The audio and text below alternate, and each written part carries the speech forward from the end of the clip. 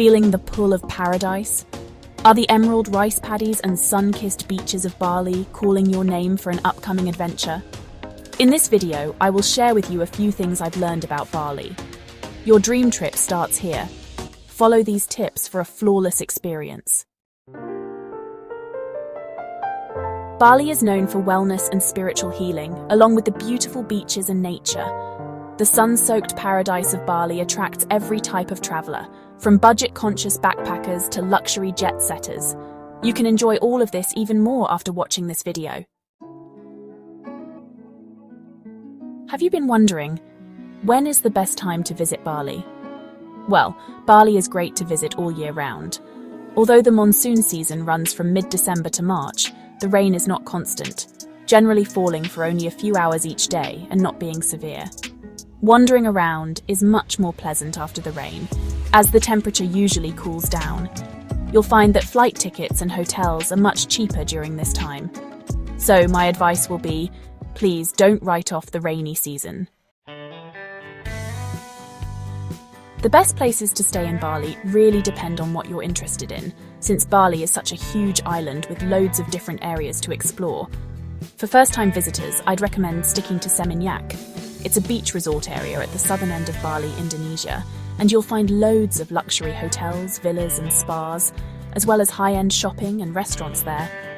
Another great option is Canggu, which is a resort village on the south coast. It's surrounded by terraced rice paddies and is known for beaches like Canggu and Echo with really strong surf.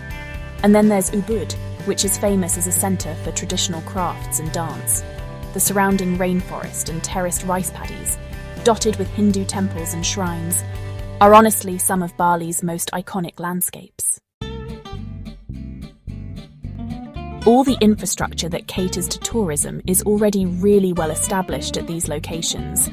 Locals speak fluent English, there are plenty of accommodation options, loads of activities to do, and heaps of places to visit.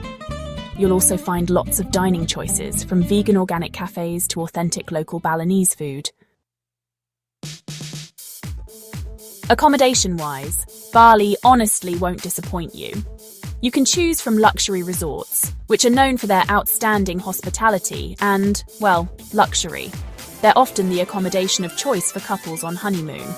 Or, if you fancy a bit more privacy, you could go for private villas with your own pool. For booking villas in Bali, I usually use booking.com or Airbnb. They're both great for finding all types of accommodations in Bali. And of course, there are loads of hotels in Bali too. If you think you'll mostly be out exploring and don't want to spend too much on accommodation, you'll be happy to know there are tons of options for affordable but good hotels in Bali. One of the most asked questions by tourists is Bali's tap water safe to drink? The short answer is no. Stick to bottled water, or even better, bring reusable bottle from home. When it comes to money, always carry some loose change. Some shops and restaurants accept cards, but honestly, many places still accept only cash. These include temples, smaller souvenir shops, and beachfront massage cabanas, which, by the way, offer some of the best massages you'll ever have. ATMs are also few and far between in some areas, so be sure to stock up on cash when you have the chance. Once you're ready to explore Bali, here are some options to get around. First up, you can hire a private car with a driver to drive you around. These cars are usually minivans that can take up to 5 people, so it's ideal for those who are traveling in a group or, just can't be bothered planning around transportation. Next, you could rent a motorbike or moped.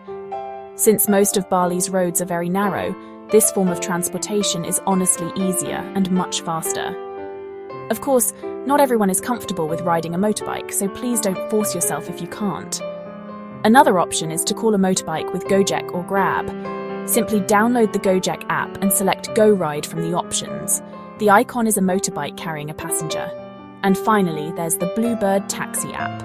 Bluebird Taxi is the most trusted taxi operator in Bali and the rest of Indonesia. To book with Bluebird, just download their app. It works the same as other taxi apps. In Bali, skimpy swimwear is totally fine for the beach, but definitely not for trips to a supermarket or restaurant. Both men and women need to make sure their shoulders and upper legs are covered, especially when visiting religious sites. So pack like a pro by taking a light cotton scarf that can double as a sarong if you visit a temple or any other religious site. So, laundry services?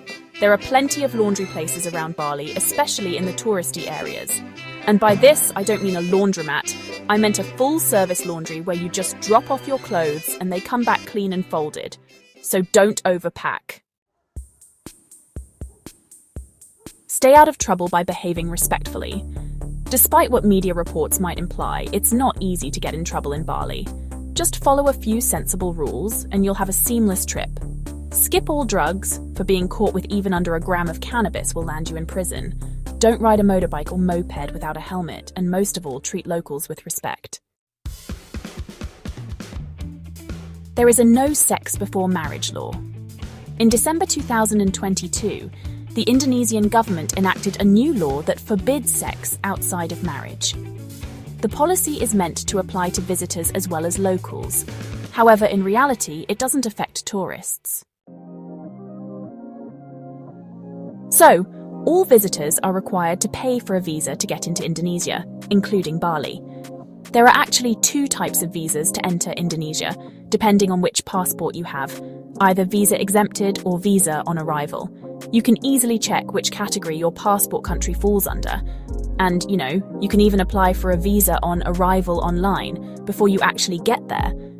This could potentially save you some time from having to queue up to pay for a visa on arrival at the airport.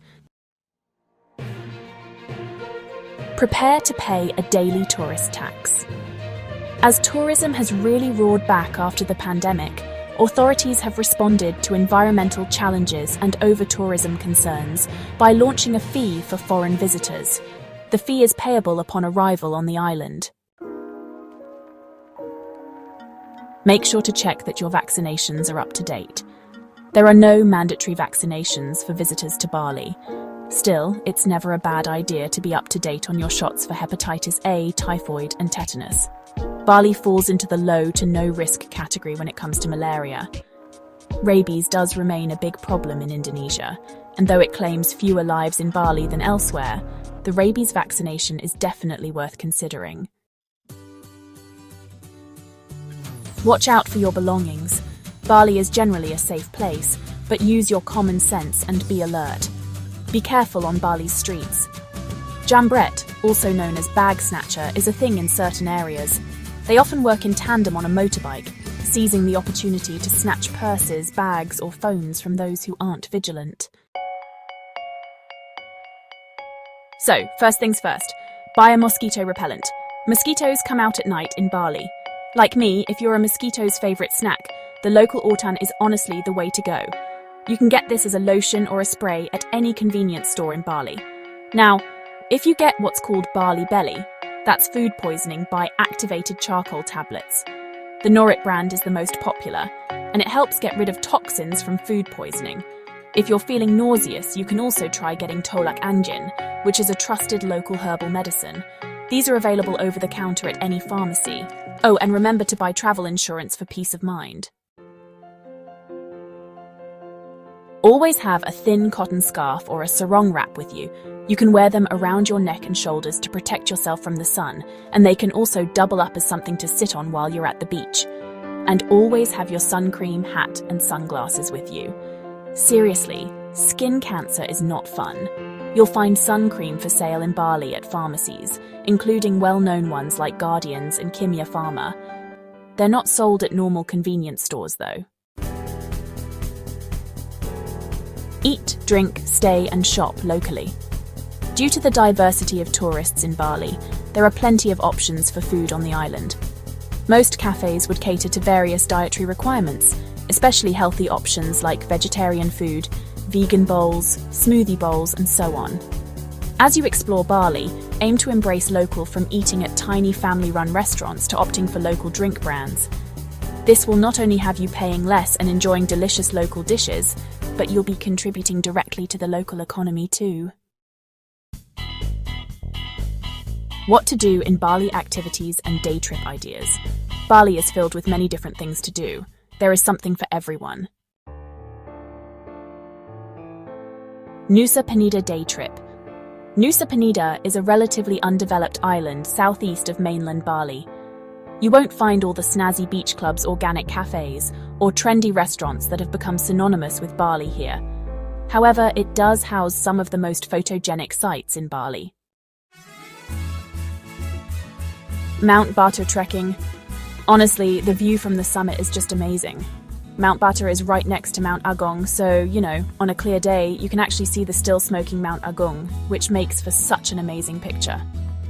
And because you start so early, you're basically done climbing a volcano by mid-morning.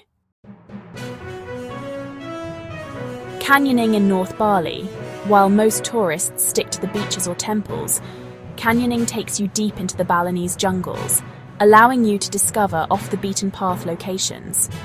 And when it comes to scuba diving trips, there are just so many cool diving spots in Bali. Nusa Penida hosts some of the best spots, namely Crystal Bay and Manta Point. If wreck diving is your thing, there's a cool shipwreck in Tulamben. Visit Bali's famous temples, Tanah Lot Temple and Uluwatu Temple. These two beautiful temples are easy to reach from where most tourists are staying. Oh, and waterfalls in Bali. Bali is also home to some of the most beautiful waterfalls. Most of them will be a day trip since some are in the mountainous North Bali, but there are a few that can be accessed from Ubud as well. Rice terraces.